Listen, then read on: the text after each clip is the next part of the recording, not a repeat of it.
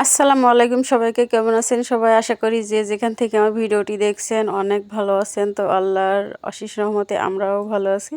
তো আজকে চলে আসলাম নতুন আরেকটা রেসিপি শেয়ার করব আপনাদের সাথে। তো আজকে আমি মাছের রেসিপি করব, মাছ ঝোল করব।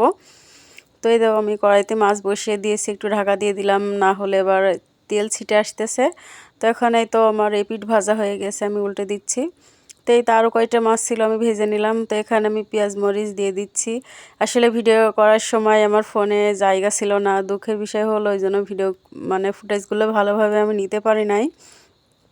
তো যদি ভিডিওটি ক্লিক করে থাকেন প্লিজ একটা লাইক দিয়ে ভিডিওটি কন্টিনিউ করবেন। একটা লাইক দিলে কি হয় বলেন, আপনাদের একটা লাইক আমাদের ভিডিওটি অন্যদের কাছে পৌঁছাতে সাহায্য করে। আর আমরা ভিডিও বানাই কষ্ট করে, যদি আপনারাই না দেখেন বলেন তাহলে ভালো লাগে? তো দেখেন বললাম যে উল্টোপাল্টা হয়ে গেছে, আজকে ফোনে জায়গা ছিল না। তো এই তো আমার মাছের রেসিপি। তো এটা রাত্রে ভিডিও করার ছিল, কারেন্ট ছিল না সারাদিন। তো আসসালামু আলাইকুম, ভালো থাকবেন সবাই।